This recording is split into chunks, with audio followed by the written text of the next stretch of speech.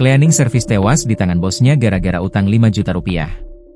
Fikri Ardiansyah, 24, seorang petugas cleaning service ditemukan tewas bersimbah darah di lantai 2 gedung utama RSUD Majalaya, Kabupaten Bandung, Jawa Barat, Minggu, 4 Januari 2026, pukul 4.30 waktu Indonesia Barat.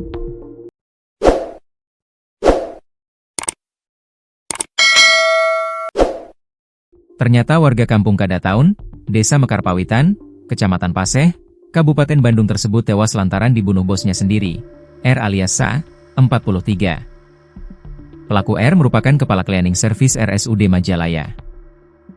Dia berasal dari Kampung Babakan Jati, Desa Sukamantri, Kecamatan Paseh, Kabupaten Bandung. R tega menghabisi Fikri di ruangan sentral atau gudang cleaning service yang ada di lantai 2 gedung utama RSUD Majalaya diduga gara-gara utang. Kabid Humas Polda Jabar Kombes Hendra Rochmawan membenarkan terkait kejadian yang menewaskan petugas cleaning service itu.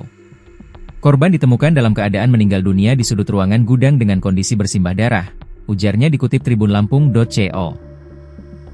ID dari tribunjabar.id. Setelah peristiwa itu terjadi, lanjut Kombes Hendra, pelaku menyerahkan diri ke Polresta Bandung dan mengakui telah melakukan pembunuhan terhadap korban. Berdasarkan pengakuan sementara pelaku kepada pihak kepolisian, aksi pembunuhan dilakukan pada Sabtu, 3 Januari 2026, pukul 19.30 WIB, dengan menggunakan sebuah martil. Motif awal pembunuhan diduga karena persoalan utang piutang. Korban disebut memiliki utang kepada pelaku sebesar 5 juta rupiah. Mendapatkan laporan itu, jajaran Polsek Paseh yang dipimpin langsung oleh Kapolsek Paseh bersama Kasubnit Ranmor Polresta Bandung segera mendatangi tempat kejadian perkara, TKP, di lantai 2 gedung utama RSUD Majalaya. Setibanya di lokasi, petugas memastikan bahwa korban telah meninggal dunia, katanya. Adapun langkah-langkah kepolisian yang telah dilakukan, meliputi mendatangi dan mengamankan TKP dengan menjaga status quo, meminta keterangan dari para saksi, mengumpulkan barang bukti, dan melaporkan kejadian tersebut kepada pimpinan untuk penanganan lebih lanjut. Saat ini, kasus tersebut tengah ditangani Polresta Bandung guna proses penyelidikan dan penyidikan sesuai dengan ketentuan hukum yang berlaku. Berikut adalah 10 fakta dari berita mengenai petugas cleaning service yang tewas di tangan bosnya di RSUD Majalaya. 1. Identitas korban pembunuhan. Korban dalam peristiwa tragis ini diidentifikasi sebagai seorang pemuda bernama Fikri Ardiansyah. Ia diketahui baru menginjak usia 24 tahun dan bekerja sebagai staf kebersihan atau cleaning service di sebuah rumah sakit daerah.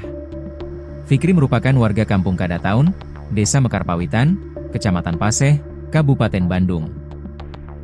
Kepergiannya yang mendadak meninggalkan duka mendalam bagi keluarga dan rekan kerja di lingkungan rumah sakit tempatnya mengabdi.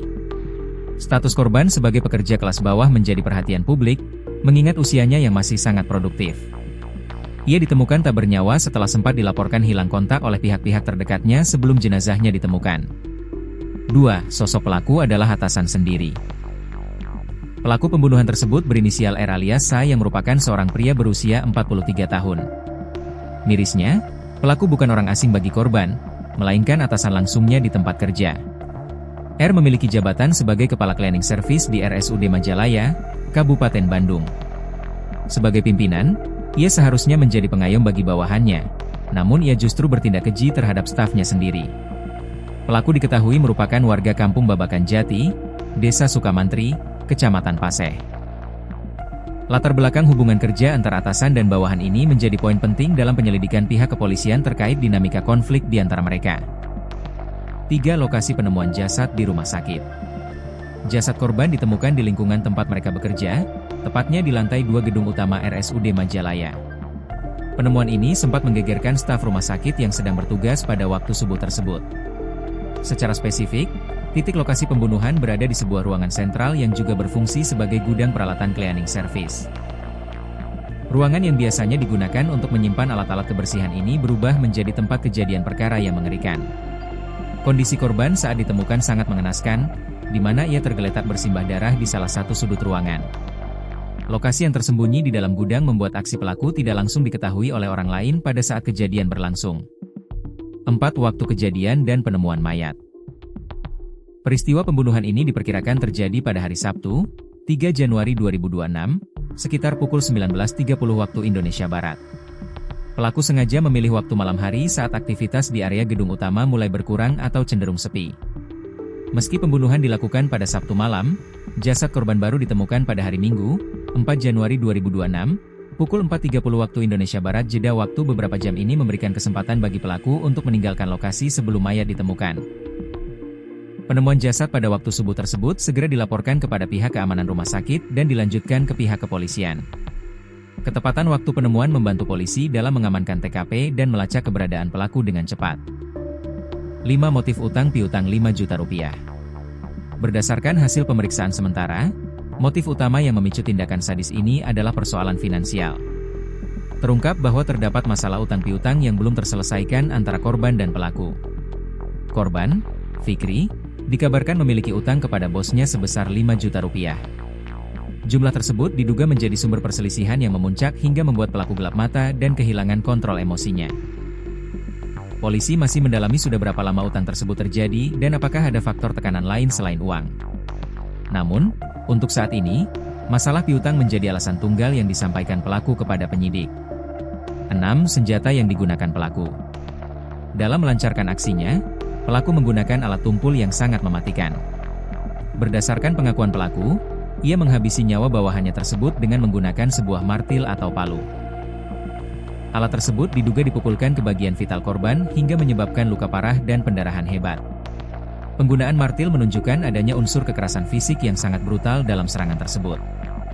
Martil yang digunakan kini telah dijadikan sebagai barang bukti utama oleh pihak kepolisian. Polisi memeriksa apakah alat tersebut memang sudah berada di gudang atau sengaja dibawa oleh pelaku untuk melakukan penganiayaan. 7. Pelaku menyerahkan diri ke polisi. Berbeda dengan banyak kasus pembunuhan di mana pelaku berusaha melarikan diri, R memilih jalan lain setelah melakukan aksinya. Tak lama setelah peristiwa tersebut, ia memutuskan untuk menyerahkan diri kepada pihak berwajib. Pelaku datang langsung ke Polresta Bandung untuk mengakui semua perbuatannya. Tindakan menyerahkan diri ini terjadi setelah pelaku merasa terdesak atau mungkin merasa dihantui oleh rasa bersalah atas kematian stafnya. Kehadiran pelaku di kantor polisi memudahkan proses penangkapan tanpa perlu adanya aksi pengejaran. Hal ini juga menjadi pertimbangan dalam proses hukum nantinya, meskipun tidak menghapus tindak pidana yang telah dilakukan. 8. Penanganan oleh pihak kepolisian. Kasus ini dikonfirmasi langsung oleh Kabid Humas Polda Jabar, Kombes Pol Hendra Rochmawan. Pihak kepolisian segera bergerak cepat setelah menerima laporan mengenai adanya temuan mayat di RSUD Majalaya.